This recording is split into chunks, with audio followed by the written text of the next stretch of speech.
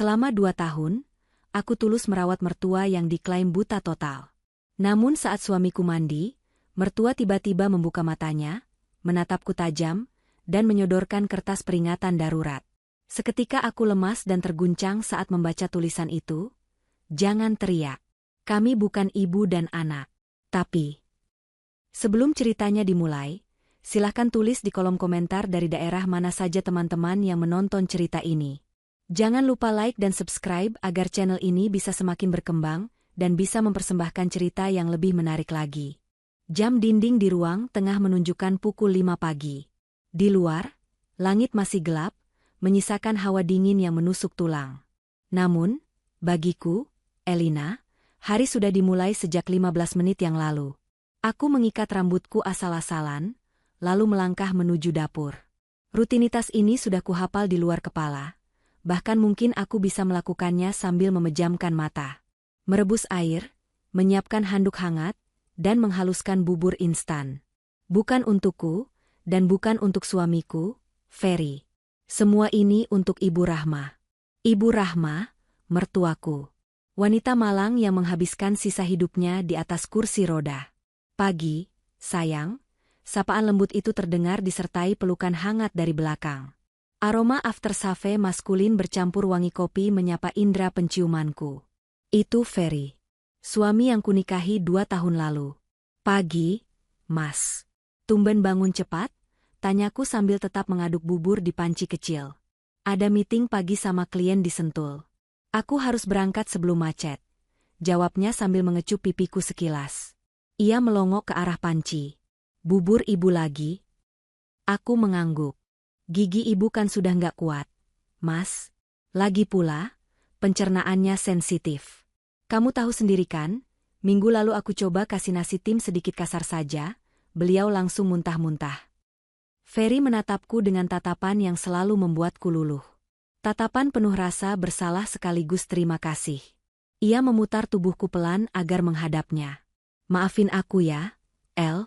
Harusnya kita bisa menikmati masa-masa pengantin baru. Jalan-jalan, nonton, atau sekadar bermalas-malasan di hari Minggu. Tapi kamu malah terjebak di sini, jadi perawat untuk ibuku yang cacat. Aku buru-buru menempelkan jari telunjukku di bibirnya. SSTT. Jangan ngomong gitu. Ibu itu ibumu, Mas. Berarti ibuku juga. Lagi pula, aku yatim piatu. Merawat Ibu Rahma bikin aku merasa punya orang tua lagi. Aku ikhlas, Mas. Sumpah. Ferry tersenyum, lalu memelukku erat sekali. Kamu wanita terbaik yang pernah kutemui, Elina. Aku beruntung. Setelah Ferry berangkat kerja dengan mobil SUV hitamnya, keheningan menyergap rumah besar ini. Rumah ini terletak di ujung kompleks perumahan lama yang asri, tapi agak sepi tetangga. Aku membawa nampan berisi bubur dan baskom air hangat menuju kamar di lantai 1. Kamar Ibu Rahma. Klek. Pintu terbuka. Bau khas orang sakit, campuran aroma minyak kayu putih, obat-obatan, dan sedikit bau apek dari selimut tebal, langsung menyambutku.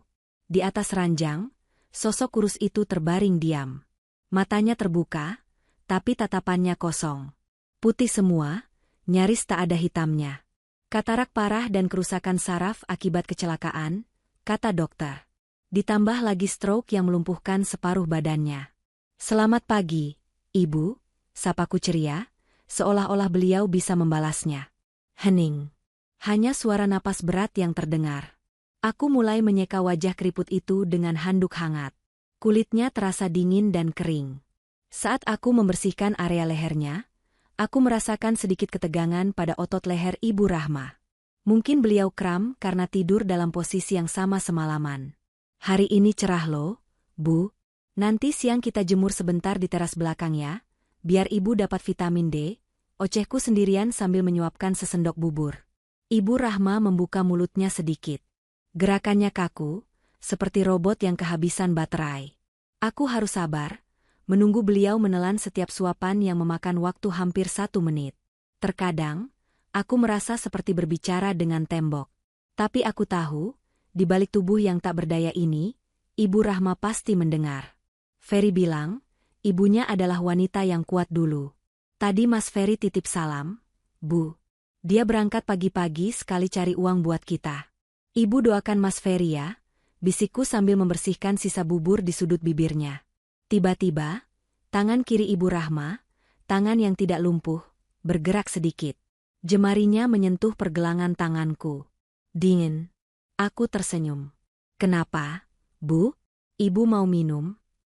Mata itu tetap menatap lurus ke langit-langit. Kosong. Hampa. Tapi cengkeraman jarinya di tanganku terasa sedikit lebih kuat dari biasanya. Hanya sedetik, lalu ia melepaskannya lagi. Mungkin hanya refleks saraf, pikirku. Aku merapikan selimutnya dan keluar kamar untuk mencuci piring, meninggalkan wanita tua itu kembali dalam kesunyiannya. Siang harinya, matahari bersinar terik. Sesuai janjiku pada diriku sendiri, aku mendorong kursi roda Ibu Rahma ke teras belakang yang menghadap ke taman kecil. Aku meninggalkan Ibu Rahma di sana agar beliau bisa menikmati udara segar, sementara aku masuk ke dalam untuk mengangkat jemuran.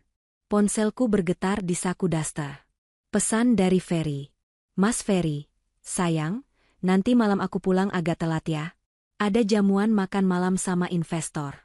Kamu makan duluan aja, jangan tunggu aku. Aku menghela napas panjang. Kecewa, tapi mencoba mengerti. Sejak sebulan terakhir, proyek properti Ferry memang sedang gila-gilanya. Aku membalas pesan itu dengan stiker kucing yang sedang sedih, lalu lanjut melipat pakaian. Saat aku kembali ke teras belakang sekitar 15 menit kemudian, aku mengernyitkan dahi. Posisi kursi roda Ibu Rahma berubah. Tadi, aku ingat betul memarkir kursi rodanya menghadap ke arah pohon mangga, sedikit serong ke kanan supaya wajah ibu tidak langsung terkena sinar matahari.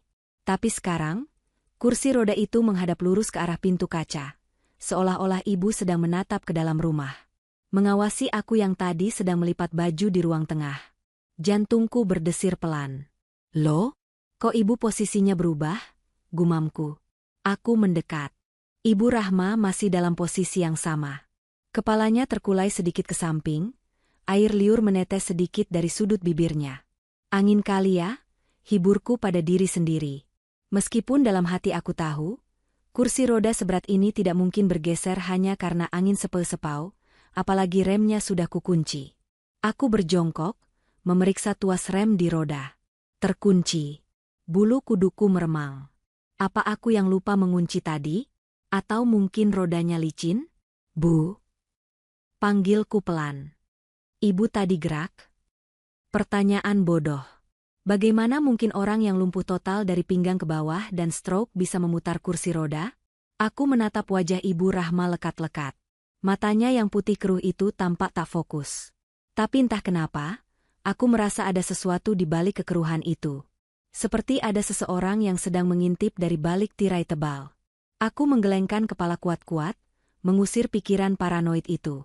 Ah, Elina, kamu kebanyakan nonton film horor. Rutuku. Aku segera mendorong Ibu Rahma masuk kembali ke kamarnya. Saat melewati lorong, aku melihat vas bunga di atas meja konsol. Vas keramik biru hadiah pernikahan dari teman SMA-ku. Pagi tadi, sebelum Ferry berangkat, aku meletakkan kunci mobil cadangan Ferry tepat di sebelah vas itu. Aku ingat betul karena bunyinya, klunting, saat beradu dengan meja marmer. Sekarang, kunci itu tidak ada di sana. Aku berhenti mendorong kursi roda. Kunci. Aku meraba saku dasterku. Kosong. Aku mencari di laci meja. Nihil. Perasaan tadi di sini, gumamku sambil menggaruk kepala yang tidak gatal. Aku mulai panik. Bukan karena harga kuncinya, tapi karena aku mulai meragukan kewarasanku sendiri. Apakah aku mulai pikun di usia 27 tahun? Aku menunduk untuk memeriksa kolong meja. Dan di sanalah benda itu berada. Kunci mobil itu tergeletak di lantai, di sudut yang agak jauh, hampir di dekat kaki kursi roda Ibu Rahma. Jatuh? Kalau jatuh, harusnya posisinya tepat di bawah meja. Ini posisinya agak jauh, seolah-olah dilempar, atau ditendang. Aku memungut kunci itu dengan tangan gemetar. Saat aku berdiri, mataku bersirobok dengan wajah Ibu Rahma. Beliau masih diam. Tapi untuk sepersekian detik, aku melihat sudut bibirnya berkedut. Bukan senyuman. Lebih mirip, seringai menahan sakit. Atau menahan tawa? Ibu? Ibu nggak apa-apa? Tanyaku dengan suara parau. Hanya dengkuran halus yang menjawabku. Ibu Rahma tertidur. Aku buru-buru mendorongnya masuk ke kamar, lalu menutup pintu rapat-rapat. Aku bersandar di balik pintu, dadaku bergemuruh. Rumah ini terasa semakin besar dan semakin sepi. Malam harinya, Ferry pulang lebih cepat dari dugaannya. Pukul 9 malam, dia sudah di rumah dengan membawa sebungkus martabak manis kesukaanku. Maaf ya, investornya batal datang. Jadinya aku bisa pulang cepat, katanya sambil melonggarkan dasi. Kehadiran Ferry membuat ketakutanku siang tadi menguap. Rumah jadi terasa hidup lagi. Kami duduk di meja makan, menyantap martabak sambil mengobrol. Aku memutuskan untuk menceritakan kejadian aneh siang tadi. Mas, tadi siang aneh deh. Kursi roda ibu geser sendiri. Terus kunci mobil cadanganmu jatuh jauh banget dari meja. Ceritaku sambil mengunyah. Ferry berhenti mengunyah. Ekspresinya berubah serius. Geser sendiri? Maksud kamu ibu yang geser? Nggak mungkinlah, Mas. Ibu kan nggak bisa gerak. Makanya aku bingung. Apa rumah ini ada penunggunya? Tanyaku setengah bercanda, meski hatiku ngeri. Ferry tertawa renyah, tawa yang selalu bisa menenangkan hatiku. Dia mengelus rambutku. Sayang, kamu itu kecapean. Kurang piknik. Kursi roda itu mungkin remnya blong sedikit. Lantainya kan keramik licin. Kalau kunci jatuh, ya mungkin kesenggol kucing lewat. Kita nggak punya kucing, Mas. Kucing liar, El. Di kompleks ini banyak kucing garong. Jawabnya santai. Lalu wajahnya berubah sendu. Dia menatap ke arah pintu kamar ibunya yang tertutup. Kamu tahu kan kenapa ibu sampai begitu? Tanya Ferry tiba-tiba. Suaranya merendah. Aku mengangguk pelan. Karena kebakaran rumah lama kalian, kan? Ferry menghela napas berat. Matanya berkaca-kaca. Iya. Waktu itu aku masih bodoh. El, aku main korek api di gudang. Apinya nyambar tumpukan koran. Cepat banget. Dia menunduk, memilin ujung taplak meja. Aku terjebak di kamar atas. Ibu sebenarnya udah di luar. Dia udah aman. Tapi pas dia sadar aku belum keluar, dia nekat masuk lagi. Dia terjang api buat menyelamatkan aku. Balok kayu jatuh nimpa punggungnya, bikin dia lumpuh. Asap panas ngerusak matanya. Ferry mengangkat wajahnya, menatapku dengan mata basah. Dia jadi buta dan lumpuh demi nyawa aku, El. Nyawa anak durhaka ini. Air mataku menetes mendengar ceritanya. Rasa bersalah menghantam dadaku dengan keras. Tega-teganya tadi siang aku mencurigai Ibu Rahma. Tega-teganya aku merasa terbebani atau ketakutan pada wanita yang sudah berkorban nyawa demi suamiku. Tanpa pengorbanan Ibu Rahma, Ferry tidak akan ada di sini bersamaku sekarang. Aku beranjak dari kursi, memeluk kepala Ferry dan membenamkannya di perutku. Maafin aku, Mas. Aku nggak bermaksud ngeluh. Aku cuma kaget aja tadi. Ferry memeluk pinggangku erat. Makasih ya, El. Kamu sudah mau jadi mata dan kaki buat ibu. Aku nggak tahu harus balas pakai apa. Nggak perlu dibalas, Mas. Ini kewajibanku, bisikku. Malam itu, aku tidur dengan perasaan damai sekaligus tekad yang baru. Aku berjanji akan merawat Ibu Rahma lebih baik lagi. Tidak akan ada lagi prasangka buruk. Tekad itu diuji malam itu juga. Pukul 2 dini hari, hujan deras mengguyur atap rumah. Suara guntur sesekali menggelegar, membuat kaca jendela bergetar. Aku terbangun karena haus. Tenggorokanku kering sekali, mungkin efek kebanyakan makan martabak manis tadi. Di sampingku, Ferry tidur pulas. Dengkurannya halus dan teratur. Aku turun dari tempat tidur pelan-pelan agar tidak membangunkannya. Suasana rumah gelap gulita, hanya diterangi kilatan petir sesekali dari celah gorden. Aku meraba-raba jalan menuju dapur di lantai bawah. Saat menuruni tangga, aku mendengar suara. Sreh, sreh. Suaranya seperti sesuatu yang diseret di lantai. Pelan, tapi ritmis. Berasal dari lantai bawah. Langkahku terhenti di anak tangga terakhir. Jantungku mulai berpacu lagi. Tikus, batinku. Atau kucing garong seperti kata Ferry? Aku memberanikan diri menyalakan lampu ruang tengah. Klik. Cahaya putih membanjiri ruangan. Kosong. Tidak ada siapa-siapa. Dapur bersih, ruang tamu rapi. Namun, mataku tertuju pada pintu kamar Ibu Rahma. Pintu itu terbuka sedikit. Celahnya sekitar 10 sentimeter. Gelap pekat di dalamnya. Padahal, aku sangat yakin, 100% yakin, bahwa sebelum tidur tadi aku sudah menutup pintu itu sampai bunyi, klik. Aku selalu melakukannya supaya AC di kamar ibu tidak bocor keluar. Aku menelan ludah. Kakiku terasa berat saat melangkah mendekati pintu itu. Bu, panggilku lirih. Tidak ada jawaban. Aku mendorong pintu itu pelan. Engselnya berderit lirih, suara yang terdengar mengerikan di tengah malam sunyi. Cahaya dari ruang tengah menerobos masuk, menyinari sebagian tempat tidur. Ibu Rahma ada di sana, berbaring telentang, selimut menutupi sampai dada. Matanya terpejam. Tapi ada yang aneh. Selimut di bagian kakinya berantakan. Bagian ujung selimut itu menjuntai ke lantai, seolah-olah baru saja ditarik atau ditendang. Dan di lantai, tepat di samping tempat tidur, ada jejak basah. Sedikit, samar, tapi terlihat jelas di atas keramik putih. Jejak itu bukan air hujan dari atap bocor.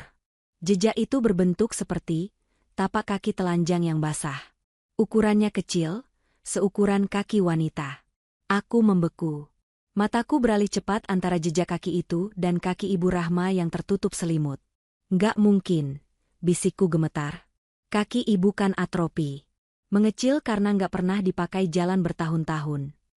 Aku memberanikan diri mendekat, ingin menyingkap selimut itu untuk memastikan kondisi kaki ibu. Tanganku sudah terulur, gemetar hebat. Sayang. Aku menjerit kaget dan meloncat mundur. Ferry berdiri di ambang pintu, wajahnya tampak bingung dan mengantuk. Kamu ngapain teriak-teriak malam-malam? Aku memegang dadaku, napas tersengal. Mas bikin kaget aja. Kamu ngapain di kamar ibu? Ferry melangkah masuk, lalu matanya menyapu ruangan. Pintu-pintunya kebuka, Mas. Terus itu, lihat lantai. Ada jejak basah, aduku sambil menunjuk ke lantai. Ferry melihat ke arah yang kutunjuk. Dia mengerutkan kening, lalu berjongkok. Dia menyentuh noda itu dengan telunjuknya. Elina, ini air dari gelas minum ibu yang tumpah, katanya sambil menunjuk nakas. Gelas plastik berisi air yang biasa kusiapkan memang posisinya agak miring, airnya menetes ke lantai. Tapi bentuknya kayak kaki. Ferry berdiri, lalu menghela napas panjang. Dia terlihat sedikit kesal. Kamu halusinasi lagi? Itu cuma air tumpah. Dan pintu kebuka mungkin karena engselnya longgar, atau kamu nutupnya nggak rapat. Udah yuk, tidur lagi. Besok aku panggilin tukang buat benerin pintu. Dia merangkul bahuku, membimbingku keluar. Sebelum keluar, aku menoleh sekali lagi ke arah Ibu Rahma. Dalam kegelapan, aku bersumpah melihat kelopak matanya bergerak. Bukan berkedip, tapi bergerak cepat seolah bola mata di baliknya sedang melirik ke arah kami. Malam itu, aku tidak bisa tidur lagi. Aku berbaring memunggungi Ferry, mataku terbuka lebar menatap kegelapan, sementara ketakutan perlahan-lahan merayap naik ke leherku, mencekik logikaku. Hari Minggu berlalu dengan ketegangan yang menggantung di udara. Aku berusaha bersikap normal, tapi setiap kali berada di dekat Ibu Rahma, bulu kuduku berdiri. Aku mulai melakukan tugasku dengan cepat, menghindari kontak fisik yang tidak perlu. Sore harinya, sekitar pukul 5. Ferry baru saja pulang dari lari sore. Kaosnya basah oleh keringat. Aku mandi dulu ya, El. Gerah banget, katanya sambil menyambar handuk dan masuk ke kamar mandi utama yang menyatu dengan kamar tidur kami di lantai atas. Namun, karena keran air panas di atas sedang rusak, dia memutuskan mandi di kamar mandi bawah, yang letaknya persis di sebelah kamar Ibu Rahma. Suara gemericik air shower mulai terdengar. Ferry punya kebiasaan mandi lama sambil bersenandung. Aku sedang di dapur, menyiapkan obat sore untuk Ibu Rahma. Jadwal minum obatnya tidak boleh telat. Dengan nampan di tangan, aku melangkah menuju kamar ibu. Pintu kamar tertutup. Aku membukanya. Permisi, Bu. Waktunya obat, kataku datar. Aku meletakkan nampan di meja nakas. Ibu Rahma terbaring miring menghadap ke arahku. Matanya terbuka. Aku membantu mendudukannya sedikit dengan menumpuk bantal di punggungnya. Tubuhnya terasa berat dan kaku seperti biasa. Aku mengambil butir obat dan segelas air. Ayo, Bu. Saat aku menyodorkan obat ke mulutnya, tiba-tiba, grab. Tangan Ibu Rahma mencengkeram pergelangan tanganku. Cengkeraman itu bukan cengkeraman lemah orang sakit. Itu cengkeraman yang kuat, kokoh, dan bertenaga. Kuku-kukunya menancap di kulitku, menyakitkan. Ibu. Aku terkesiap, hampir menjatuhkan gelas. Dan saat itulah, dunia di sekitarku seolah berhenti berputar. Wajah Ibu Rahma berubah. Otot-otot wajahnya yang biasanya kendur dan tanpa ekspresi, tiba-tiba menegang. Dan matanya, mata yang selama ini putih keruh dan kosong itu, tiba-tiba bergeser. Pupil matanya fokus. Tajam. Hitam pekat. Tidak ada tanda-tanda kebutaan di sana. Dia menatapku lurus, tatapan yang penuh dengan urgensi dan ketakutan yang nyata. Mulutku terbuka hendak berteriak memanggil Ferry, tapi tangan kirinya yang lain dengan cepat membekap mulutku. Gerakannya secepat kilat, refleks seorang yang sangat sehat. SSTTT. Desisnya. Suaranya bukan lagi erangan tidak jelas, tapi suara wanita dewasa yang tegas dan parau. Jantungku rasanya mau meledak. Otakku gagal memproses apa yang sedang terjadi. Mertuaku yang buta dan lumpuh, sedang membekapku dan menatapku tajam. Dia tidak buta. Dia tidak lumpuh. Dengan tangan yang mencengkeram pergelangan tanganku, dia menarik tanganku ke bawah selimut. Dia menyelipkan sesuatu ke telapak tanganku yang berkeringat. Secarik kertas. Kertas itu terasa kasar dan lecek, seperti disobek paksa dari bungkus obat atau koran bekas. Ibu Rahma, atau siapapun wanita di depanku ini, melepaskan bekapan di mulutku perlahan, tapi matanya melotot memberiku isyarat ancaman, jangan bersuara. Lalu, dia menunjuk ke arah dinding kamar mandi. Terdengar suara Ferry sedang bernyanyi kecil di balik dinding itu, di bawah guyuran shower. Wanita itu kembali menjatuhkan dirinya ke bantal, memejamkan mata, dan kembali menjadi patung tak bernyawa dalam hitungan detik. Aku berdiri mematung, tubuhku gemetar hebat sampai lututku lemas. Dengan tangan yang masih gemetar tak terkendali, aku membuka remasan kertas di tanganku. Tulisan di kertas itu ditulis dengan pensil alis atau arang, berantakan dan terburu-buru, tapi masih bisa dibaca. Jangan teriak. Jangan percaya dia. Kami bukan ibu dan anak. Kami suami istri. Nama saya Sarah. Saya istri pertamanya. Kamu adalah korban kelima. Malam ini, dia akan membakar rumah ini. Kita berdua akan mati kalau kamu tidak diam. Napasku tercekat. Oksigen seolah hilang dari ruangan itu. Kertas itu jatuh dari tanganku ke lantai. Suara shower di sebelah berhenti. Elina, kamu di situ? Suara Ferry terdengar dari balik pintu kamar mandi, ceria dan tanpa beban. Aku menatap wanita tua di ranjang itu. Dia tidak bergerak, tapi air mata mengalir dari sudut matanya yang tertutup. Fakta mengerikan itu menghantamku seperti palu godam. Selama 2 tahun ini, aku bukan merawat mertuaku. Aku merawat istri tua suamiku yang menyamar. Dan laki-laki yang kucintai, yang sedang bersiul di kamar mandi itu, adalah monster yang sedang menyiapkan panggung kematianku. Kertas itu terasa panas di telapak tanganku. Tulisan cakar ayam yang memperingatkan kematianku seolah berdenyut mengikuti detak jantungku yang menggila. Klek. Suara kunci pintu kamar mandi diputar terdengar seperti letusan pistol di telingaku. Aku panik setengah mati. Dengan gerakan refleks yang kaku, aku meremas kertas itu menjadi bola kecil dan menyelipkannya ke dalam bra, tepat di balik dadaku yang bergemuruh. Pintu kamar mandi terbuka lebar. Uap hangat beraroma sabun sandalwood menyeruak keluar, diikuti sosok Ferry yang melangkah keluar hanya dengan lilitan handuk di pinggang. Rambutnya basah, meneteskan air ke bahunya yang bidang. Dia tersenyum. Senyum yang 2 tahun ini kupuja, yang selalu membuatku merasa aman. Sekarang, senyum itu terlihat seperti seringai serigala. Loh, sayang? Kamu masih di sini? Tanyanya dengan nada riang yang mengerikan. Sudah diminumin obatnya, Ibu? Aku membeku. Lidahku keluh, menempel di langit-langit mulut. Otakku berteriak, lari, teriak, pukul dia. Tapi tubuhku lumpuh. Mataku melirik sekilas ke arah tempat tidur. Wanita itu, Ibu Rahma, atau Sarah, atau siapapun dia, sudah kembali ke mode defaultnya. Matanya menatap kosong ke langit-langit, mulutnya sedikit terbuka, tangannya terkulai lemas di sisi tubuh. Aktingnya sempurna. Sempurna sekali sampai aku ingin muntah. Hei. Ferry melambaikan tangan di depan wajahku. Alisnya bertaut. Kamu kenapa? Kok pucat banget? Kayak habis lihat hantu. Aku tersentak. Aku harus bicara. Aku harus bersandiwara. Nyawaku taruhannya. Aku. Suaraku pecah. Aku berdehem, memaksakan saliva turun ke tenggorokan yang kering kerontang. Aku pusing, Mas. Tiba-tiba mual banget. Aku memegang perutku, membungkuk sedikit, berpura-pura menahan sakit. Itu tidak sepenuhnya bohong. Perutku memang mual karena ketakutan yang luar biasa. Ferry mendekat. Tangan besarnya menyentuh dahiku. Kulitnya hangat dan lembab. Dulu sentuhan ini menenangkan, sekarang rasanya menjijikkan, seperti disentuh kulit ular.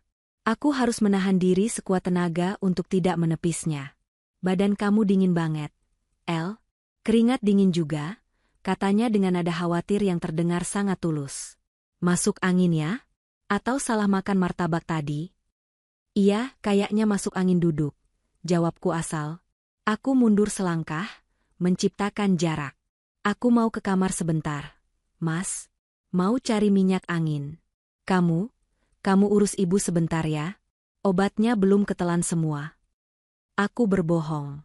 Aku tidak bisa membiarkan dia menyentuh ibunya saat ini. Aku takut pertahananku runtuh jika melihat interaksi palsu mereka lagi. Ferry mengangguk. Ya sudah, kamu istirahat aja di kamar. Biar aku yang suapin sisa obatnya. Habis ini aku mau siap-siap pergi lagi sebentar. Ada urusan mendadak sama Pak RT soal iuran keamanan komplek. Aku mengangguk cepat, lalu berbalik dan berjalan keluar kamar secepat mungkin tanpa berlari. Kakiku terasa seperti menginjak kapas. Begitu sampai di lorong, aku menyambar dinding untuk menopang tubuhku yang gemetar hebat. Di dalam kamar tidur kami, aku mengunci pintu. Aku bersandar di baliknya, merosot ke lantai, dan menutup mulutku rapat-rapat agar isak tangis histerisku tidak terdengar. Aku mengeluarkan gumpalan kertas dari balik bajuku. Membacanya lagi. Kami suami istri. Kamu adalah korban kelima. Air mataku tumpah tanpa suara. Rumah tangga harmonis ini, suami penyayang ini, mertua yang malang ini, semuanya panggung sandiwara. Dan aku hanyalah properti yang akan dibuang, dibakar, setelah pertunjukan selesai. 30 menit berlalu seperti 30 tahun. Aku mendengar langkah kaki Ferry menuruni tangga, suara kunci mobil berbunyi, lalu deru mesin mobil yang menjauh. Dia benar-benar pergi. Begitu suara mobil menghilang di tikungan, aku langsung melompat berdiri. Aku menyeka air mata dengan kasar. Tidak ada waktu untuk menangis. Aku harus tahu kebenarannya. Sekarang juga. Aku berlari menuruni tangga, nyaris terpeleset, dan menerobos masuk ke kamar Ibu Rahma. Wanita itu masih dalam posisi yang sama. Tapi begitu aku membanting pintu dan menguncinya, dia langsung menoleh.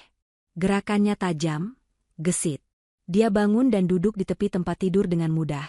Seolah kelumpuhan yang selama ini kulihat hanyalah mimpi burukku saja. Dia menatapku. Tidak ada lagi tatapan kosong katarak.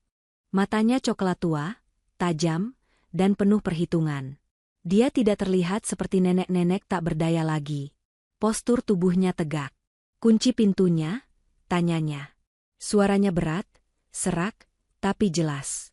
Bukan suara nenek-nenek. Siapa kamu sebenarnya? Bentakku. Suaraku bergetar antara marah dan takut. Jawab. Wanita itu mendengus. Dia mengangkat tangannya ke wajah, lalu mulai mengelupas kulitnya. Aku memekik tertahan. Ternyata itu lapisan lateks tipis di sekitar mata dan pipi yang membuatnya terlihat keriput dan kendor.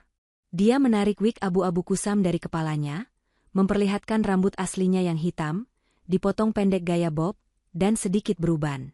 Di balik riasan tuanya, dia adalah wanita paruh baya. Mungkin usianya sekitar 50 atau 55 tahun. Masih terlihat sisa-sisa kecantikannya yang keras. "Namaku Sarah," katanya dingin.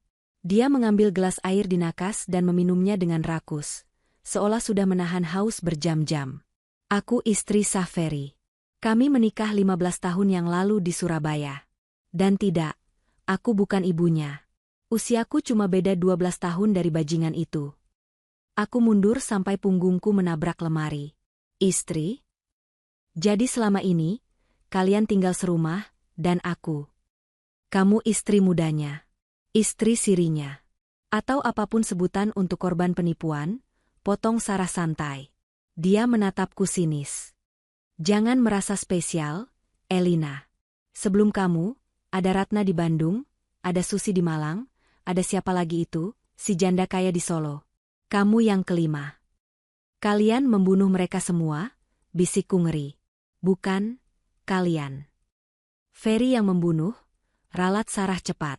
Matanya berkilat marah. "Aku cuma otak di balik skenario, anak berbakti. Ideku sederhana, Ferry cari wanita kesepian, yatim piatu lebih bagus, yang punya aset atau asuransi jiwa besar. Dia nikahi. Lalu dia bawa ibunya yang sakit-sakitan untuk tinggal bareng. Itu bikin wanita-wanita itu luluh. Siapa sih yang gak jatuh cinta sama laki-laki yang sayang ibunya?" Sarah tertawa pahit. "Setelah polis asuransi cair atau aset sudah balik nama, kecelakaan terjadi. Kebakaran, perampokan, keracunan gas. Ferry selalu punya alibi. Dan aku cuma properti. Saksi bisu yang buta dan lumpuh." "Kamu gila," desisku. "Kamu monster sama seperti dia." "Mungkin," jawab Sarah datar. Dia turun dari tempat tidur dan berdiri. Kakinya utuh, kuat. Dia berjalan mendekatiku. Aku ingin lari, tapi kakiku paku di lantai. "Tapi sekarang situasinya beda, Elina." Suara Sarah merendah, menjadi bisikan yang mendesak. "Si bangsat itu sudah bosan sama aku. Biasanya, setelah misi selesai, kami pindah kota, ganti identitas. Tapi kali ini, aku nemu chat dia sama selingkuhan barunya. Perempuan muda, cantik, model Instagram." Sarah mencengkeram bahuku. Dia nggak butuh ibu lumpuh lagi buat skenario selanjutnya. Perempuan baru itu nggak suka ngurus orang tua. Jadi malam ini, di skenario kebakaran yang dia siapin buat kamu, aku juga bakal ikut dipanggang. Sekali dayung, 2 pulau terlampaui. Dia dapat uang asuransi kamu, dan dia bebas dari aku." Aku menepis tangannya jijik. "Kenapa aku harus percaya sama penjahat kayak kamu? Bisa aja ini jebakan lagi." Sarah menatapku lekat. "Karena kalau kamu nggak percaya sama aku, 1 jam lagi kita berdua bakal jadi abu. Kamu pikir dia pergi ketemu Pak RT? Dia pergi beli bensin tambahan, Elina. Dia mau memastikan api malam ini cukup besar buat menghancurkan tulang-tulang kita." Kata-kata Sarah menghantam logikaku. Semuanya masuk akal. Terlalu masuk akal. Ketidakhadiran keluarga Ferry saat pernikahan kami. Alasan, sebatang kara. Pindahnya kami ke rumah terpencil ini. Desakan Ferry agar aku memperbarui asuransi jiwaku 6 bulan lalu dengan nilai pertanggungan miliaran rupiah. "Tapi kenapa malam ini?" tanyaku lirih. "Karena besok jatuh tempo pembayaran premi asuransi polis ganda yang dia buat diam-diam atas namamu. Dia butuh klaim itu segera cair.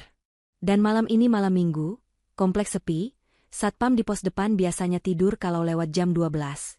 Jelas Sarah cepat. Dia tampak gelisah, terus melirik ke arah jendela. "Dia punya rencana matang, Elina. Ferry itu perfeksionis. Dia bakal pulang, pura-pura tidur sama kamu.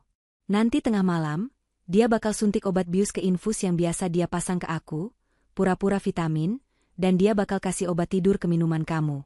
Terus dia bakal bakar dapur. Dia bakal keluar lewat jendela kamar mandi, seolah-olah dia selamat karena kebetulan lagi buang air, sementara istri dan ibunya terjebak." Aku menutup mulut, menahan muntah. Bayangan Ferry yang selama ini memelukku setiap malam, ternyata sedang merencanakan cara membakarku hidup-hidup. Terus kita harus apa? Tanyaku putus asa. Kita lapor polisi sekarang? Kita kabur? Sarah menggeleng keras. Nggak bisa lapor polisi sekarang. Kita nggak punya bukti fisik. Ferry itu licin. Semua aset atas nama kamu, tapi surat kuasanya ada di dia. Kalau kita lapor, dia bakal putar balik fakta. Dia bakal bilang aku gila, atau kamu yang stres. Dia punya pesona yang bikin orang percaya. Kabur? Lanjut Sarah. Lihat pintu depan. Kunci pintunya sudah diganti smart lock kan minggu lalu, yang bisa buka cuma HP dia. Kunci manualnya sudah dia patahkan di dalam lubangnya. Aku sudah cek tadi siang waktu kamu jemur pakaian. Jendela? Semua teralis besi permanen. Kecuali jendela kecil di kamar mandi atas, tapi itu terlalu tinggi buat kita lompat tanpa patah kaki. Lagi pula, pagar depan digembok dari luar. Aku mulai panik lagi, napasku memburu. Jadi kita terjebak? Kita cuma nunggu mati. Enggak, mata Sarah berkilat kejam. Kita enggak nunggu mati. Kita bunuh dia duluan. Aku terbelalak. Apa? Bunuh? Aku nggak bisa membunuh orang. Pilihannya cuma dua, Elina? Bentak Sarah, mencengkeram lenganku lagi, kali ini lebih keras hingga kuku-kukunya menancap. Kamu membunuh, atau kamu dibunuh. Di dunia Ferry, nggak ada opsi ketiga. Kamu pikir dia bakal kasihan kalau kamu nangis-nangis minta ampun? Ratna, korban kedua, hamil 4 bulan waktu Ferry meracuni makanannya. Dia nggak peduli. Informasi itu membuat darahku mendidih. Hamil? Tiba-tiba, tanganku bergerak refleks menyentuh perut rataku. Sejak minggu lalu aku terlambat datang bulan. Aku belum sempat tes kehamilan karena sibuk mengurus Ibu Rahma. Jangan-jangan, rasa takut itu perlahan berubah menjadi sesuatu yang lain. Sesuatu yang panas dan gelap. Amarah. Oke, kataku dingin. Suaraku terdengar asing di telingaku sendiri. Tapi aku butuh bukti. Aku nggak mau jadi pembunuh buta kayak dia. Aku harus lihat sendiri buktinya. Sarah melepaskan cengkeramannya. Dia tersenyum tipis. Bagus.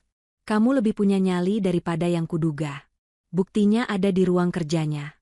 Ruang bawah tanah yang dia bilang gudang arsip kantor. Ruangan itu selalu dikunci, kataku. Aku tahu di mana kunci cadangannya, jawab Sarah. Dia berjalan ke arah kursi rodanya, meraba bagian bawah tempat duduk kulit itu, lalu menarik sebuah kunci kecil yang ditempel dengan selotip hitam. Selama 2 tahun ini, saat kalian pergi atau tidur, aku nggak cuma duduk diam, Elina. Aku belajar semua seluk-beluk rumah ini. Kami berdua keluar dari kamar. Pemandangan ini sungguh surrealis. Aku berjalan bersisian dengan mertuaku yang lumpuh, yang kini berjalan tegap dengan daster batiknya, mengendap-endap seperti pencuri di rumah sendiri. Ruang kerja Ferry ada di bagian belakang rumah, dekat dapur, dengan tangga kecil menurun. Pintunya terbuat dari kayu jati tebal.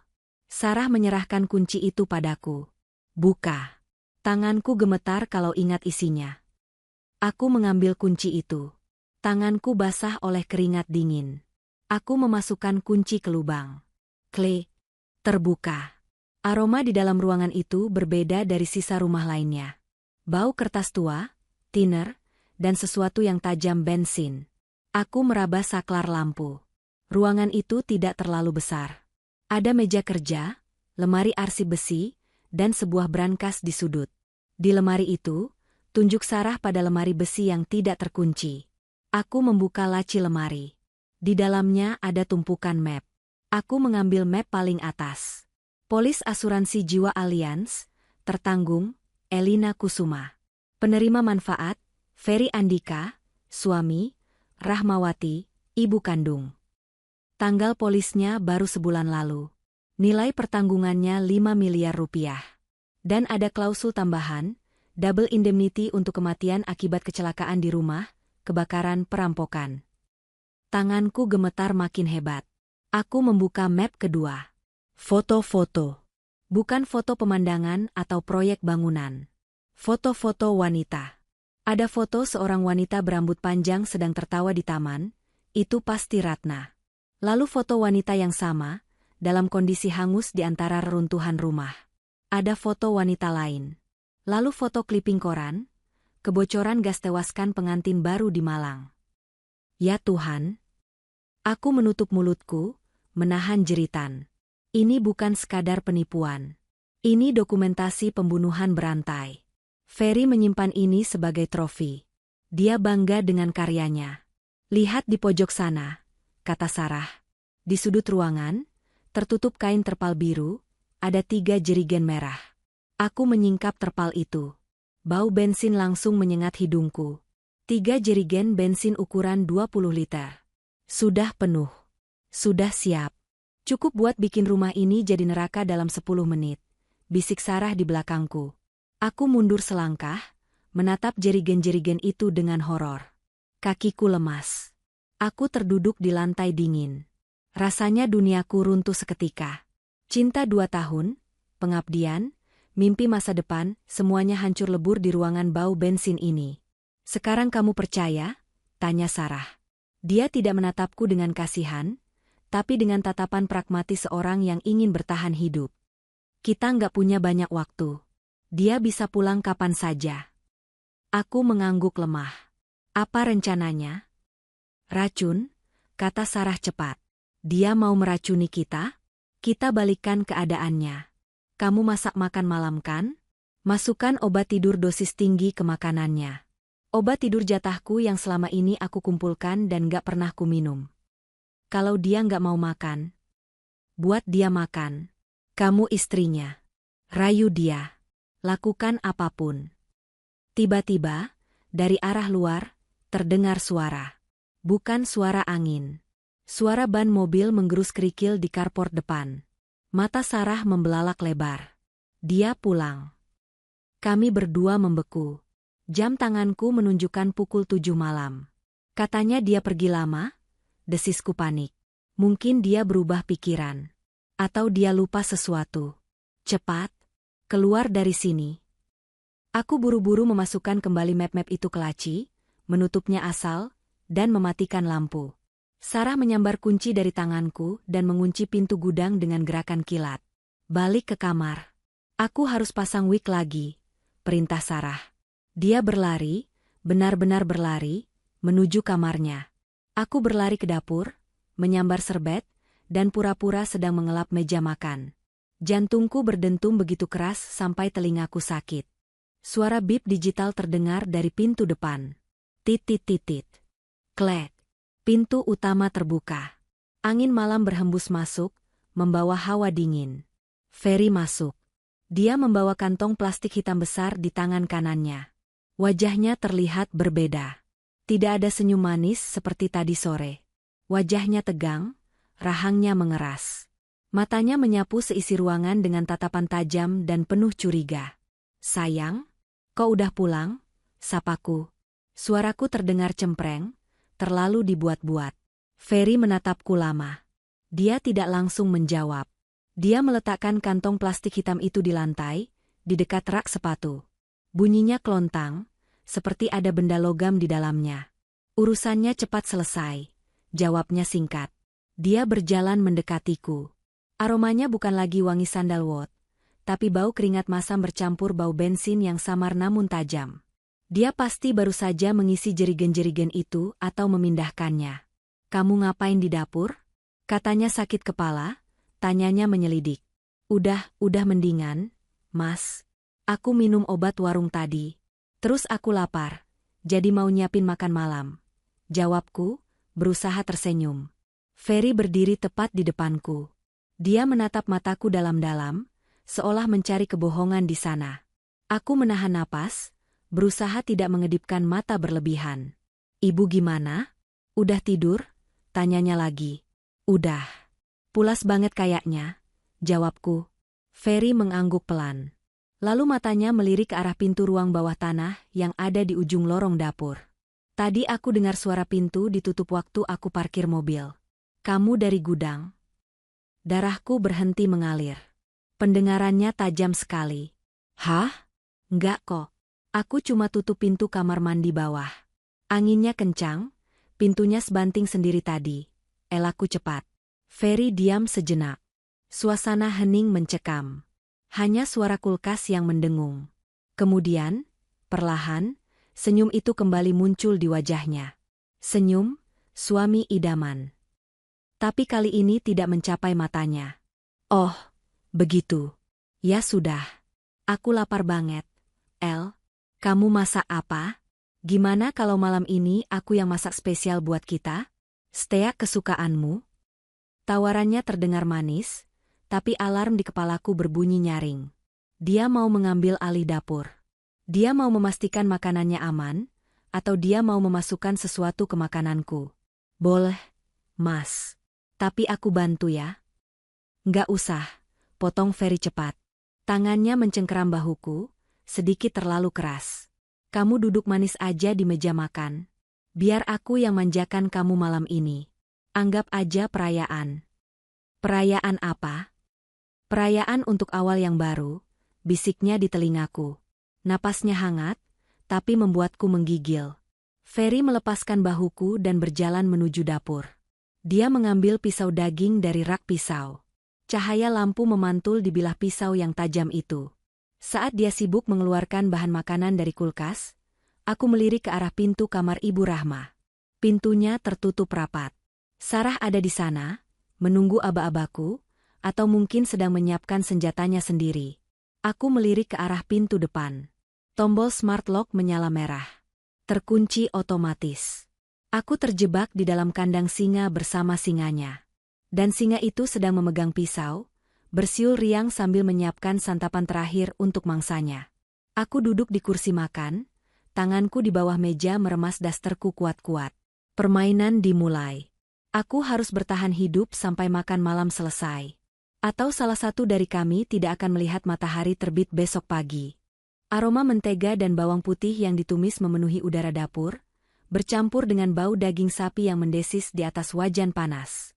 Normalnya, aroma steak buatan Ferry adalah favoritku. Wangi yang selalu membuat perutku keroncongan sepulang kerja.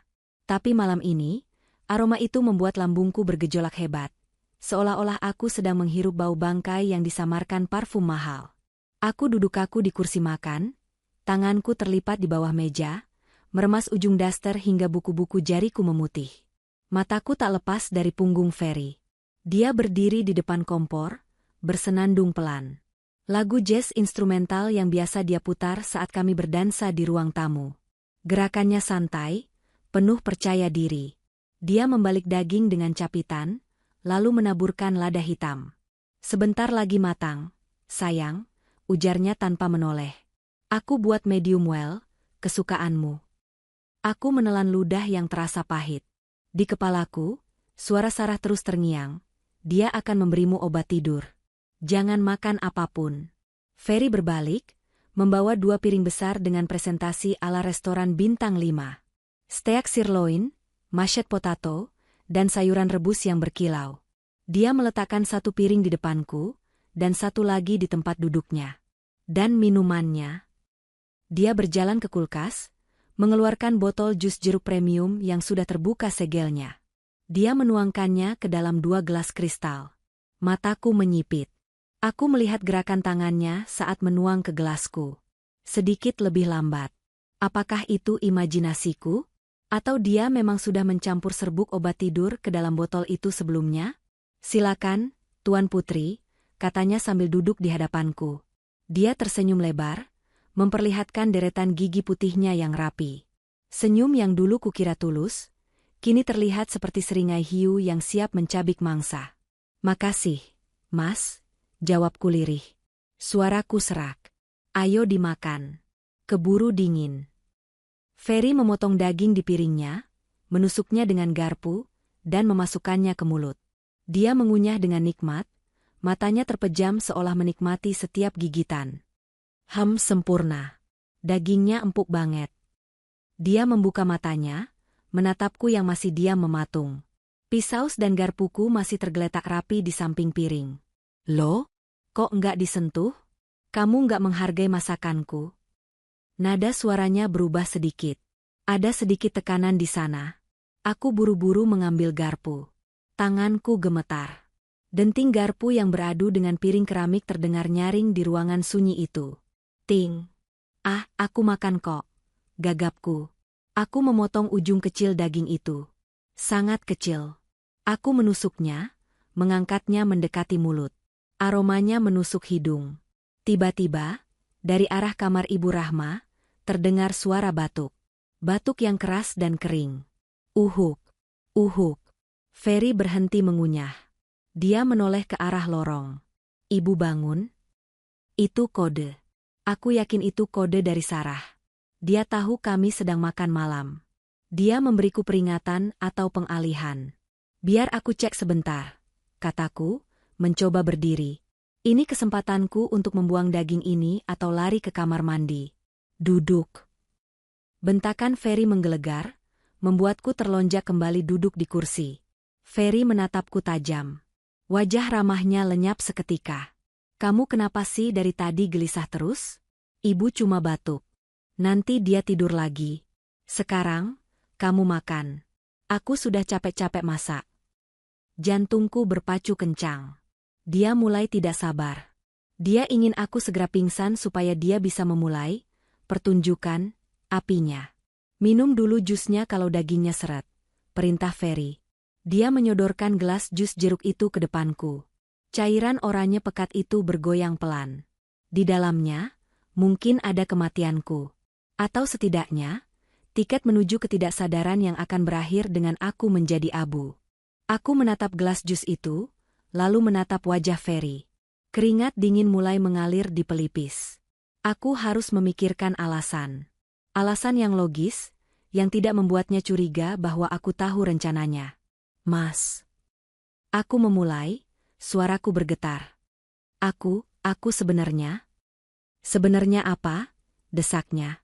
Tangannya kini menggenggam pisau steak dengan erat. Ujung pisau itu mengarah padaku. Aku hamil. Kalimat itu meluncur begitu saja. Ferry terdiam.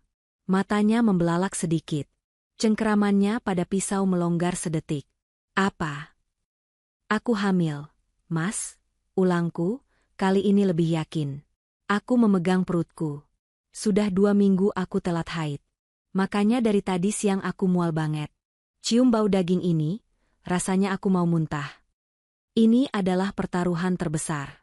Aku berharap berita ini akan memicu sedikit rasa kemanusiaan di dalam dirinya. Atau setidaknya, membuatnya ragu. Ferry menatapku lekat, lalu tatapannya turun ke perutku.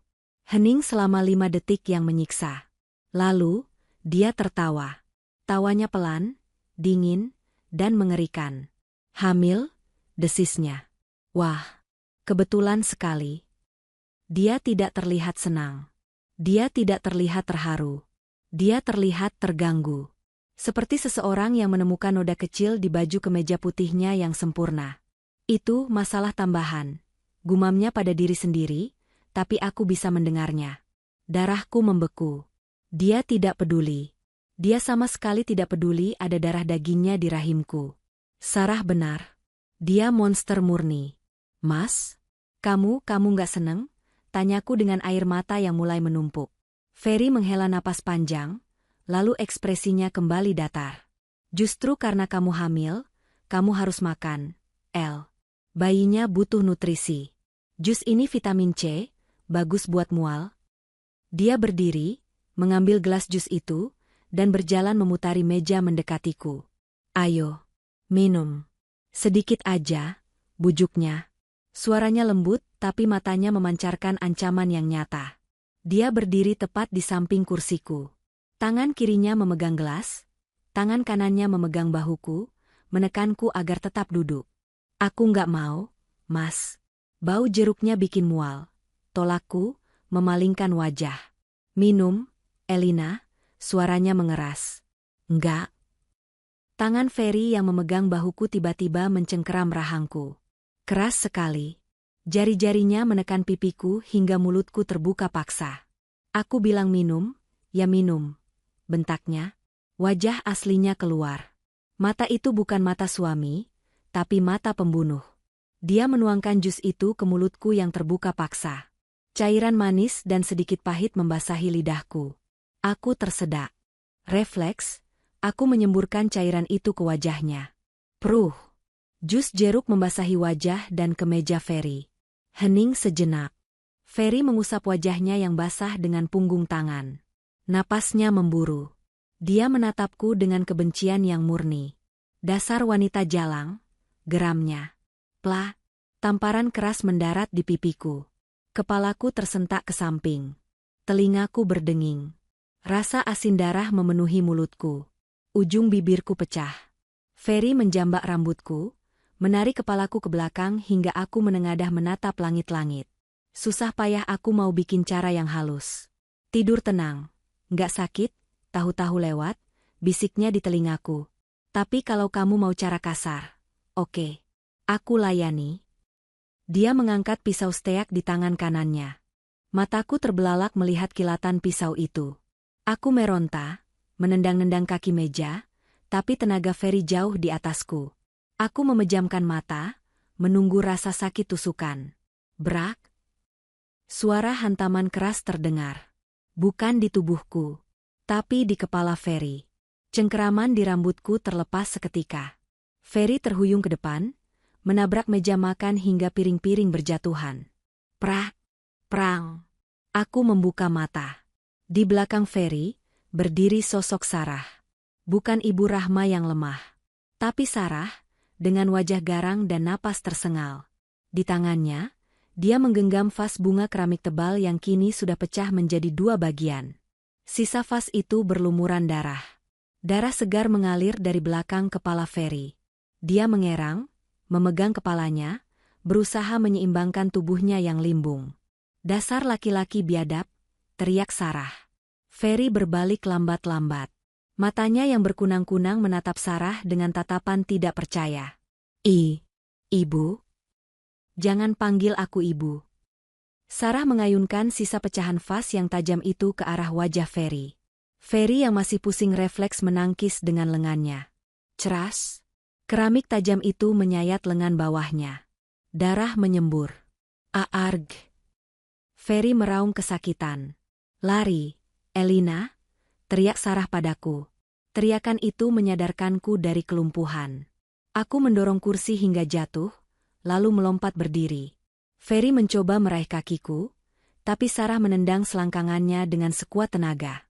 Tendangan yang penuh dendam 15 tahun. Ferry ambruk ke lantai, mengerang sambil memegangi area vitalnya. Ke pintu depan. Cepat, perintah Sarah. Dia melempar vas pecah itu ke arah Ferry, lalu berlari, berlari kencang, menuju pintu utama. Aku menyusul di belakangnya. Jantungku rasanya mau copot. Kami berlari melewati ruang tamu. Sarah sampai duluan di pintu. Dia menekan handel pintu. Terkunci. Dia menekan-nekan layar sentuh kunci digital itu. Layar menyala, menampilkan kipat angka. Kodenya. Apa kodenya? Teriak Sarah panik. Tanggal lahir dia? Tanggal nikah kalian? Aku coba tanggal nikah. Aku maju dengan tangan gemetar, menekan angka 120524. Beep. Akses denied. Lampu merah berkedip. Tanggal lahir ibunya. Yang asli? Seru Sarah. Aku nggak tahu. Minggir. Sarah mencoba mendobrak pintu jati tebal itu dengan bahunya. Bruk. Pintu itu bergeming. Kunci deadbolt otomatisnya terlalu kuat. Jendela, teriakku. Kami lari ke jendela ruang tamu. Aku menyibakkan gorden. Di balik kaca bening, teralis besi bermotif ulir terpasang kokoh. Teralis yang dipasang Ferry bulan lalu dengan alasan keamanan lingkungan yang memburuk. Ternyata untuk mengurung kami. Sialan. Sarah memukul kaca jendela. Teralis ini ditanam ke tembok. Tiba-tiba, terdengar suara tawa dari arah ruang makan. Tawa yang menyakitkan telinga. Kami berdua berbalik. Ferry sudah berdiri di ambang pintu yang menghubungkan ruang tengah dan ruang makan. Darah mengalir deras dari kepala dan lengannya, membasahi kemeja putihnya hingga merah pekat. Tapi dia berdiri tegak. Dia memegang pisau daging besar yang tadi dia pakai untuk memasak.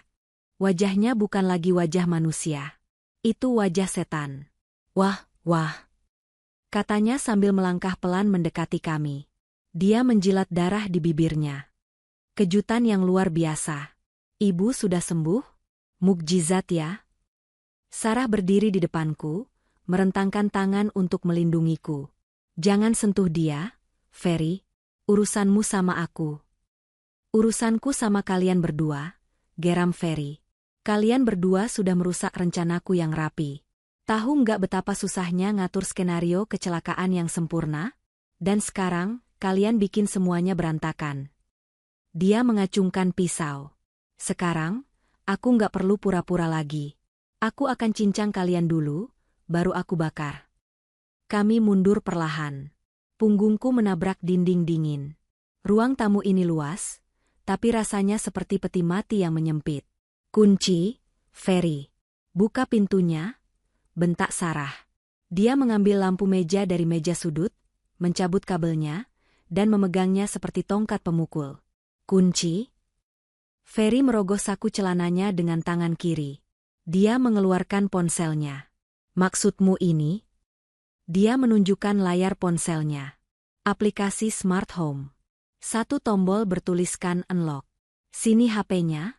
Aku memberanikan diri berteriak. Ferry tersenyum miring. Mau? Dia melemparkan ponsel itu. Bukan ke arah kami, tapi ke lantai keramik dengan keras. Prak! Layar ponsel itu hancur berkeping-keping. Baterainya terlempar keluar. UPS. Ferry mengangkat bahu. Sekarang nggak ada yang bisa keluar. Sistemnya file save. Kalau kontrol rusak, semua kunci otomatis terkunci mati. Jendela terkunci. Pintu terkunci. Listrik sebentar lagi aku matikan dari panel pusat. Keputusasaan menyergapku. Rumah pintar ini adalah penjara berteknologi tinggi. Kita lari ke atas. El, bisik Sarah. Di atas buntu. Mbak, jawabku, aku refleks memanggilnya Mbak, karena dia bukan ibuku. Kamar mandi atas. Jendelanya kecil tapi nggak ada teralis. Itu satu-satunya harapan. Lari, teriak Sarah. Dia melemparkan lampu meja yang dipegangnya sekuat tenaga ke arah Ferry. Ferry menunduk menghindar. Lampu itu menghantam dinding di belakangnya dan pecah berantakan. Kami memanfaatkan momen itu untuk lari menuju tangga. Ferry meraung marah dan mengejar. Langkah kakinya berat dan cepat, seperti binatang buas. Aku menaiki anak tangga dua-dua sekaligus. Napasku serasa terbakar. Sarah di belakangku, sedikit tertinggal karena fisiknya yang, meski tidak lumpuh, tetaplah wanita parubaya. Saat aku sampai di bordes tangga, aku menoleh ke belakang. Tangan Ferry berhasil menjambak kaki Sarah. Dapat kau, pengkhianat tua. Elina, lari terus. Teriak Sarah sambil menendang wajah Ferry dengan kaki satunya. Ujung kaki Sarah mengenai hidung Ferry yang patah.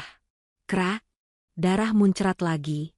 Ferry melolong kesakitan dan melepaskan pegangannya. Sarah merangkak naik, tersandung-sandung. Aku mengulurkan tangan, menariknya naik ke lantai 2. Kami berlari masuk ke kamar utama, kamar tidurku dan Ferry. Aku membanting pintu dan memutar kuncinya. Tarik lemari, perintah Sarah. Kami berdua mendorong lemari laci berat yang ada di dekat pintu untuk mengganjal. Duk, duk, duk. Ferry menggedor pintu dari luar. Tenaganya luar biasa. Pintu kayu itu bergetar hebat. Buka. Kalian mau mati konyol di dalam situ? Teriak Ferry. Suaranya tidak lagi jelas. Mungkin karena hidungnya patah dan darah masuk ke mulutnya. Aku bakar kalian hidup-hidup sekarang. Aku dan Sarah mundur menjauhi pintu. Kami terengah-engah. Keringat dan air mata bercampur di wajahku. Jendela kamar mandi, kata Sarah. Kami masuk ke kamar mandi dalam. Jendela ventilasi di atas bathtub memang tidak berteralis. Tapi ukurannya kecil, hanya sekitar 40x 40 cm. Dan letaknya tinggi. Kamu muat, El. Badanmu kecil, kata Sarah. Cepat naik ke bathtub. Aku naik ke pinggiran bathtub. Aku membuka kunci jendela dan mendorongnya keluar. Angin malam masuk. Dingin. Di bawah sana, ada taman samping yang gelap. Jaraknya sekitar 4 meter. Tinggi, Tapi mungkin semak-semak bisa meredam jatuhnya. Ayo, kamu duluan, kataku pada Sarah. Sarah menggeleng. Dia duduk di lantai kamar mandi, memegangi dadanya yang sesak. Wajahnya pucat pasi. Aku nggak muat, El. Pinggangku terlalu lebar. Lagi pula kakiku. Dia menunjuk pergelangan kakinya. Bengkak besar dan membiru. Tadi saat ditarik Ferry di tangga, sepertinya terkilir parah atau retak. Aku nggak bisa manjat. Kamu aja. Aku nggak mau ninggalin kamu. Brak. Suara pintu kamar tidur di luar jebol. Lemari pengganjal bergeser dengan suara kriet yang menyakitkan. Dia masuk, bisik Sarah. Matanya menatapku lurus. Dengar, Elina. Kamu bawa anak itu. Kamu harus hidup buat jadi saksi. Kalau kita berdua mati di sini, dia menang. Dia bakal cari korban keenam. Kamu mau itu terjadi? Aku menggeleng sambil menangis. Enggak.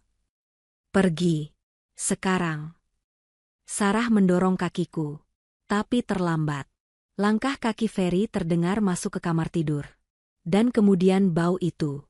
Bau bensin yang sangat menyengat menyusup dari celah bawah pintu kamar mandi. Dan suara fos. Suara api yang disulut. Kalian suka main peta umpet ya? Suara Ferry terdengar dari balik pintu kamar mandi. Tapi kali ini, suaranya diiringi suara gemertak api yang melahap kain gorden dan spray di kamar tidur. Suhu udara meningkat drastis dalam hitungan detik. Aku nggak perlu masuk ke kamar mandi, teriak Ferry. Dia tertawa gila.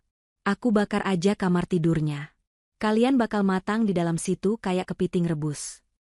Asap hitam mulai merembes masuk lewat celah bawah pintu. Dia bakar kamarnya. Bisikku horor. Kami terjebak di kamar mandi seluas 3x3 meter. Di luar pintu adalah neraka api. Satu-satunya jalan keluar adalah jendela kecil itu. Naik, Elina. Cepat. Sarah memaksaku. Aku mencoba memanjat keluar jendela. Kepalaku sudah keluar, menghirup udara segar. Tapi perutku tersangkut kusen. Jendelanya sempit sekali. Aku harus memiringkan badan. Saat aku sedang berjuang keluar, aku mendengar suara kaca pecah di dalam kamar mandi. Aku menoleh ke bawah. Ferry tidak menunggu di luar. Dia mendobrak pintu kamar mandi yang memang kuncinya tipis. Pintu plastik PVC itu hancur sekali tendang. Ferry berdiri di sana, dengan latar belakang api oranye yang berkobar di kamar tidur. Wajahnya penuh darah, diterangi cahaya api, membuatnya tampak seperti iblis yang bangkit dari neraka. Di tangannya, dia memegang botol kaca berisi cairan kuning, sisa bensin yang dia bawa dalam botol air mineral. Mau kemana, sayang? Tanyanya menyeringai. Sarah, yang masih duduk di lantai karena kakinya sakit, melempar botol sampo, sabun, apapun yang ada di dekatnya ke arah Ferry. Pergi kau. Jangan dekati dia. Ferry hanya menepis botol-botol itu. Dia melangkah masuk ke kamar mandi, mendekati Sarah. Kamu dulu ya, istriku, kata Ferry lembut. Dia menyiramkan sisa bensin di botol itu ke tubuh Sarah. Jangan, teriakku dari atas jendela. Aku mencoba turun kembali untuk menolong Sarah, tapi badanku tersangkut separuh. Sarah menatapku. Matanya basah, tapi dia tersenyum. Senyum perpisahan. Lompat, El, bisiknya. Ferry menyalakan pemantik api di tangannya. Api kecil menari-nari di ujungnya. Sampai ketemu di neraka, Sarah, bisik Ferry. Dia menjatuhkan pemantik itu ke daster Sarah yang basah oleh bensin. Wosh! Api menyambar seketika. Membakar tubuh Sarah dalam sekejap mata. Arg. Jeritan Sarah memecah malam, lebih mengerikan dari suara apapun yang pernah kudengar. Panasnya api menyengat wajahku yang ada di dekat plafon.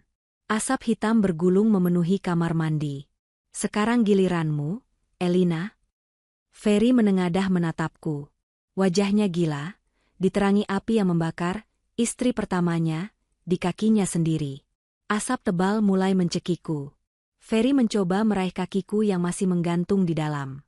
Tangannya panas. Aku menendang wajahnya sekuat tenaga dengan tumitku. Buge. Dia mundur selangkah, terbatuk karena asap yang makin tebal. Api dari tubuh Sarah mulai menyambar handuk dan tirai shower. Ruangan sempit itu berubah menjadi oven. Aku menarik napas panjang, menahan rasa sakit di perutku yang tergesek kusen, dan mendorong tubuhku keluar sekuat tenaga. Sret! Baju tidurku robek, kulit pinggangku lecet, tapi aku berhasil lolos. Aku jatuh meluncur ke bawah. Gravitasi menarikku. Bruk! Aku mendarat di atas semak-semak bunga bougainville. Duri-durinya menusuk kulitku, tapi itu menyelamatkan tulangku dari patah. Rasa sakit menjalar di seluruh tubuh, tapi adrenalin mengalahkan segalanya. Aku berguling ke rumput basah. Aku menengadah ke atas. Api mulai menjilat keluar dari jendela kamar mandi di lantai 2. Asap hitam membumbung tinggi ke langit malam. Di dalam sana, Sarah sedang terbakar. Dan Ferry. Ferry masih hidup. Aku mendengar suara raungan marah dari atas. Ferry muncul di jendela, wajahnya hitam kena jelaga, matanya mencari-cari di kegelapan taman. Elina. Aku cari kamu sampai dapat, teriaknya. Suaranya serak, penuh dendam. Dia tidak mati. Dia akan turun. Dia akan mengejarku. Aku bangkit dengan kaki tertatih-tatih. Aku harus lari. Lari sejauh mungkin sebelum dia keluar dari rumah yang terbakar itu. Aku memegangi perutku. Bertahanlah, nak. Kita harus lari.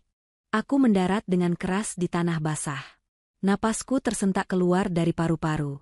Rasa perih menjalar di sekujur lengan dan wajahku yang tergores duri bougainville, tapi rasa sakit itu kalah oleh adrenalin yang membanjiri darahku. Aku menoleh ke atas. Jendela kamar mandi tempatku melompat tadi kini memuntahkan lidah api yang ganas. Asap hitam pekat membumbung ke langit malam, menelan cahaya bulan. Di dalam sana, jeritan Sarah sudah berhenti. Hening yang mengerikan menggantikannya, hanya diiringi suara gemuruh api yang melahap kayu dan kain. Sarah sudah tiada. Dia mengorbankan nyawanya supaya aku bisa lolos dari lubang jarum itu. Lari, El. Lari, bisikku pada diriku sendiri.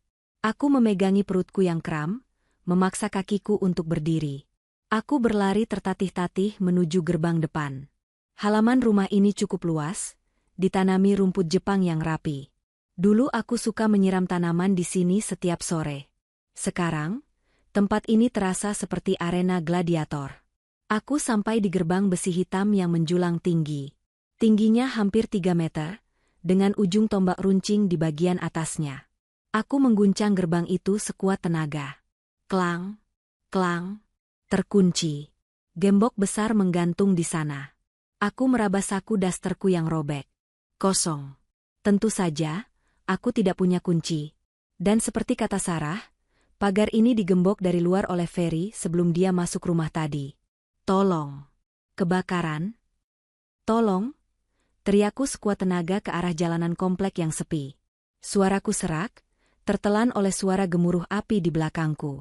Komplek ini adalah perumahan elit lama yang jarak antar rumahnya berjauhan. Tetangga terdekat sedang liburan keluar kota.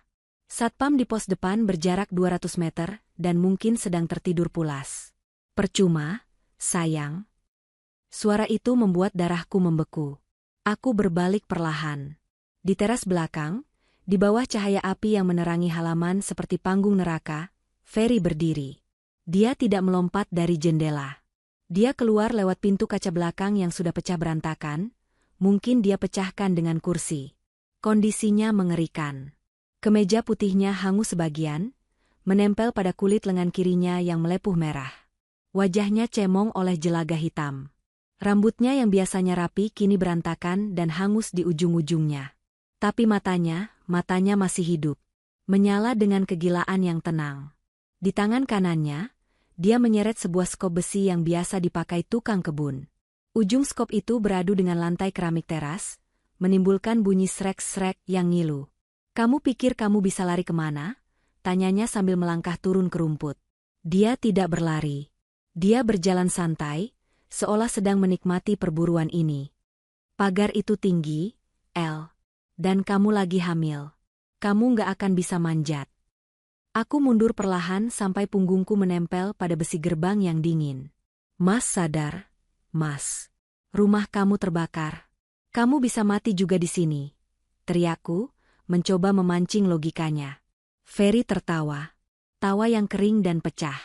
Rumah ini diasuransikan, El. Nilainya 3 kali lipat dari harga pasar. Mobilku juga. Dan nyawamu yang paling mahal. Dia mengangkat sekop itu, menunjuk ke arahku. Sarah sudah pergi.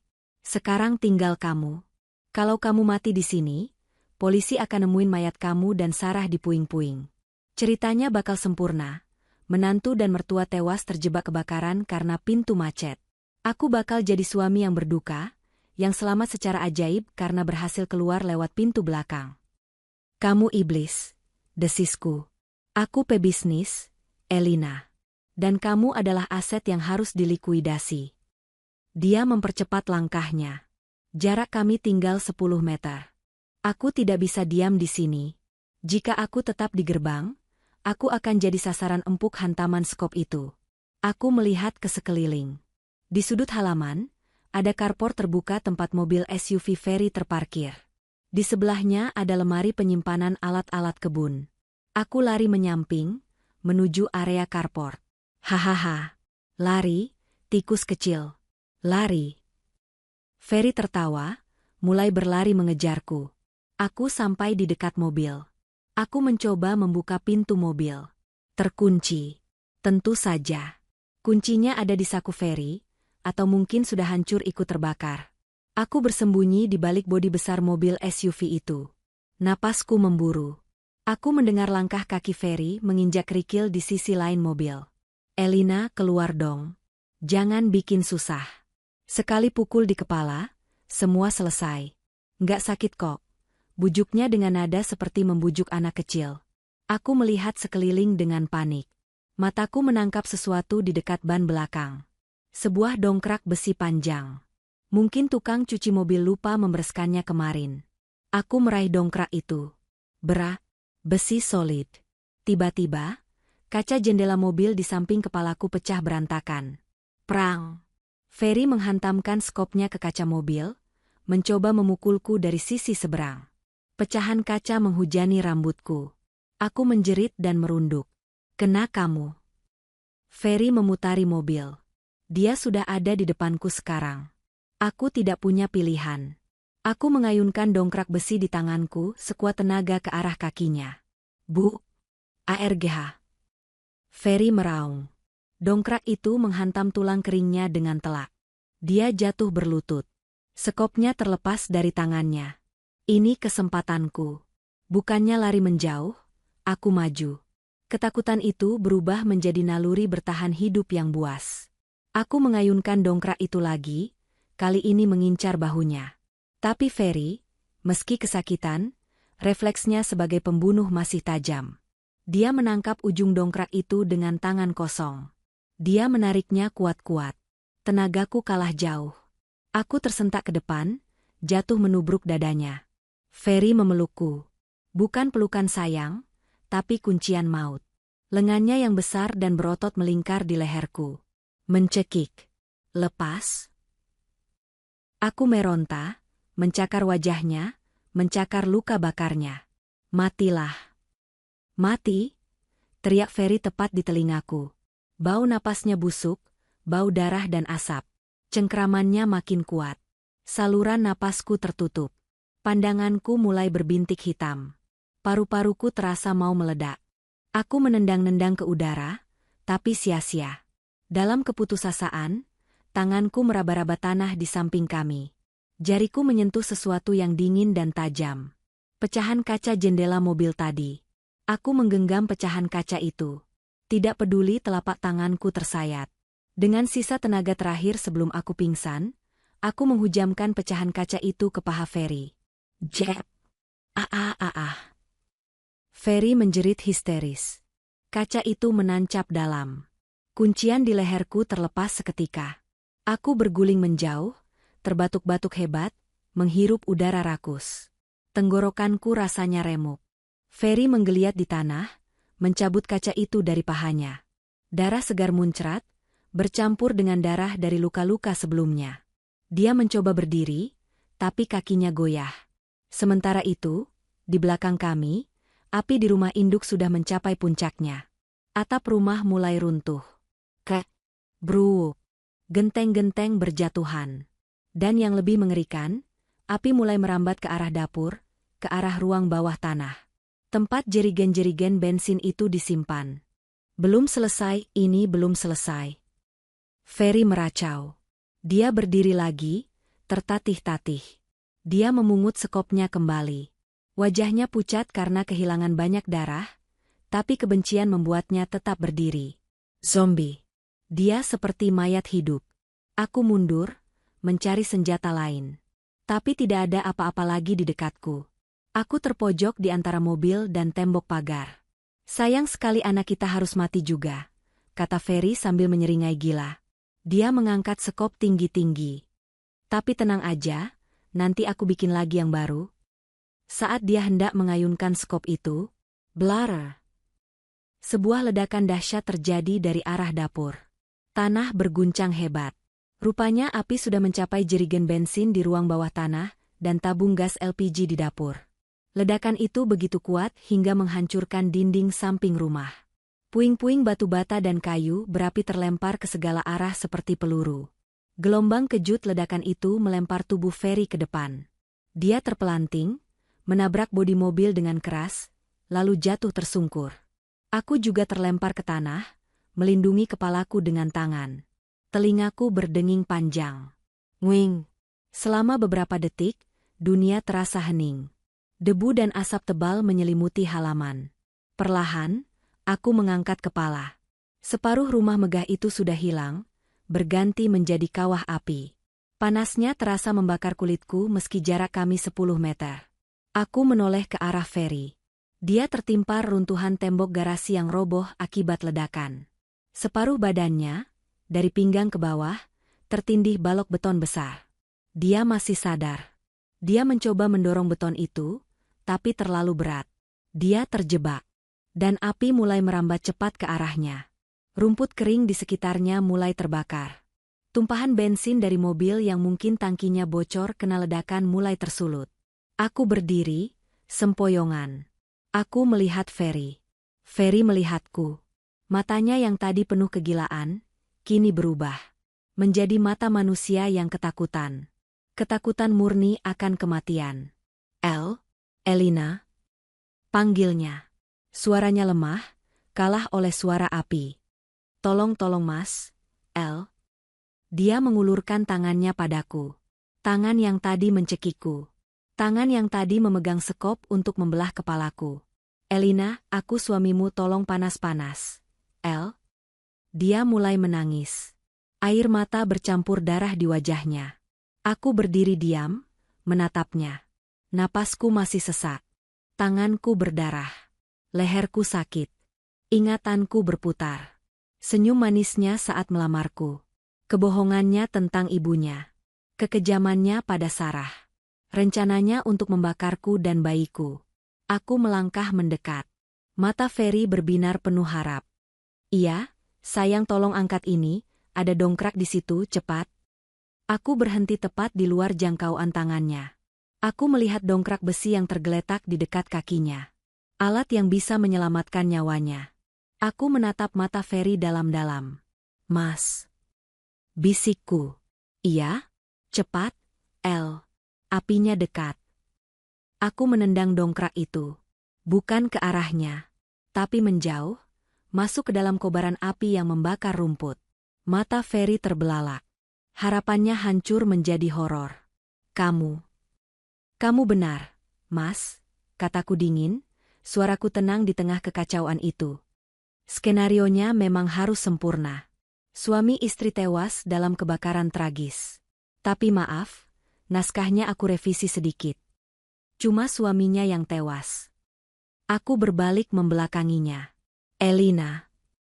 Jangan tinggalkan aku. Elina A. Teriakan Ferry melengking, putus asa. Panas. Sakit. Arg. Di belakangku, api menyambar tumpahan bensin di dekat kakinya. Kobaran api menelan tubuh bagian bawahnya yang terjepit. Jeritannya bukan lagi jeritan manusia. Itu suara penderitaan yang tak terbayangkan. Aku menutup telingaku, tapi aku tidak lari. Aku berjalan menuju pos satpam, memanjat tembok samping yang roboh sebagian karena ledakan tadi. Aku tidak menoleh lagi. Aku berjalan tertatih-tatih di trotoar jalan komplek yang gelap. Di belakangku, langit malam berwarna oranye terang. Cahaya kebakaran itu menerangi jalan di depanku. Jauh di kejauhan, aku mendengar suara sirine. Wiu, wiu, wiu. 1 mobil, 2 mobil, 3 mobil. Mobil pemadam kebakaran dan polisi mulai berdatangan. Tetangga-tetangga mulai keluar rumah, berkerumun dengan wajah panik. Mbak, Mbak. Seorang satpam berlari ke arahku. Itu Bu Elina ya? Ya Allah, Ibu kenapa? Aku ambruk ke aspal. Kakiku sudah tidak kuat menopang tubuhku. Tolong. Bisikku lemah. Suami saya, mertua saya di dalam. Itu adalah akting terakhirku. Bukan untuk melindungi Ferry, tapi untuk melindungiku dan anakku. Dunia tidak perlu tahu detail kejadian malam ini. Biarlah Ferry dikenang sebagai korban, bukan monster. Itu hukuman yang lebih menyakitkan. Dia mati tanpa pernah diakui kehebatannya sebagai penjahat jenius. Dia mati sebagai korban yang menyedihkan. Petugas medis datang mengerubungiku. Mereka membaringkanku di tandu, memberiku masker oksigen. Saat tandu diangkat, aku melihat ke arah rumahku untuk terakhir kalinya. Bangunan itu sudah runtuh total. Hanya tersisa kerangka api. Aku membayangkan Sarah di dalam sana.